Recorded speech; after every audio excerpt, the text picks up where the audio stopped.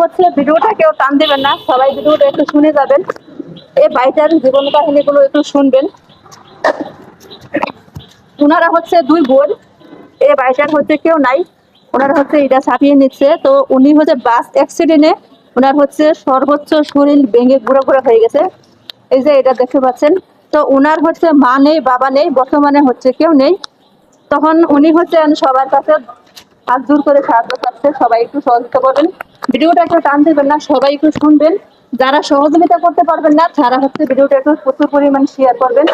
আর কাজের কারণে অ্যাক্সিডেন্ট হচ্ছে, সম্পূর্ণ হচ্ছে ওদের মুখ থেকে আমি আপনাদেরকে শোনাবো। বলেন আপনার ভাই কিভাবে কি হচ্ছে?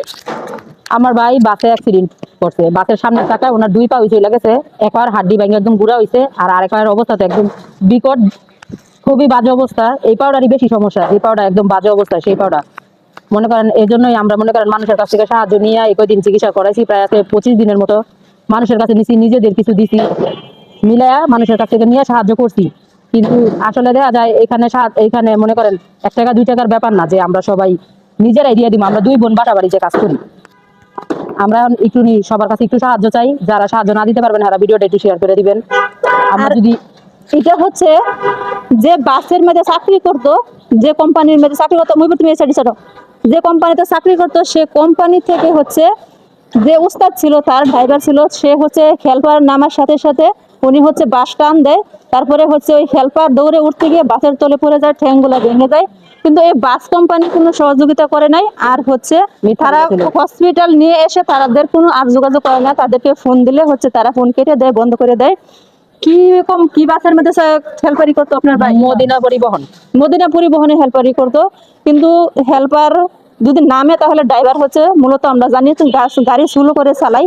তো উনি হচ্ছে হেল্পারের আশা করেনি, উনি গাড়ি জুড়ে টান দিছে, হেল্পার গাড়িতে উঠতে গিয়ে ওনার হচ্ছে এই অবস্থা হয়ে গেছে। কিন্তু ওনারা হচ্ছে হসপিটাল ভর্তি করে আত্মীয় স্বজনকে ফোন দিয়ে বললো যে আপনারা আসেন। আর যাওয়ার সময় বলে গেল যে আমরা কিছু টাকা তুলে দেবো, তুলে আমরা আসতে আসি। এই যে গেছে, তারা আর কোনোদিন আসেনি, যোগাযোগ করেনি। ফোন দিলে তারা ফোন কেটে দেয়, ফোন বন্ধ হয়। এ হচ্ছে এই লোকটার মা নেই, বাবা নেই, শুধু দুইটা বোন আছে, তাদের কোনো ভাই নেই। এখন তারও কোনো বউ নেই, কিন্তু দুইটা বোন হচ্ছে পরের সংসার করে। এখান থেকে আর কতটুকু সহযোগিতা একটা বোনে করতে পারে? পরের সংসার করে, এটা তো কম বেশি সবাই জানেন। তো সে অবস্থা থেকে আমারে কিভাবে চিনলেন আপনারা? আমাদের কি আগে চিনতেন না, একজনের মাধ্যমে চিনছি, একজনের মাধ্যমে আপুরে চিনছি। আজকে এই আপুরে আমি কয়েকদিন যোগাযোগ করছি, তারপরে আর করা হয় নাই। পরে কালকে আবার আমি আপুর সাথে যোগাযোগ করছি, এই জন্য আজকে আপু আমার আইসা ভিডিওটা আর কি করে দিচ্ছে। আমি কিন্তু তাদের কোনোদিন চিনতাম না, তারাও কিন্তু আমাকে কোনোদিন চিনতো না।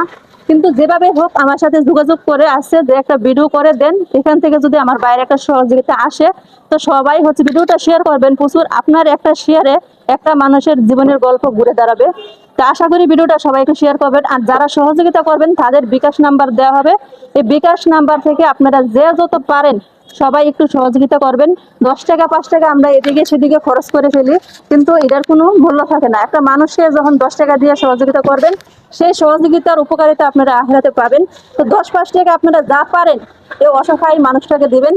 তার হাত পা একবারে আমি এটাতে দেখলাম, দেখেন এই হাড্ডিগুলো একবারে ভেঙে গেছে, তার বাঁচার কোনো অবস্থাই নেই। যদি টাকা থাকে ইনশাল্লাহ আল্লাহ দয়া করে তাহলে বেঁচে থাকবে। আর যদি টাকার অভাবে একটা মানুষ মরে যায় তাহলে তার কোনো করার কিছু নাই। সবাই আপনাদের হাত পা সবকিছু ঠিকঠাক আছে, শুধু একটু শেয়ার করবেন। আপনাদের মোবাইল থেকে শেয়ার করলে কোনো ক্ষতি হবে না, একটা মানুষের উপকার হবে, জীবন নিয়ে ঘুরে দাঁড়াতে পারবে।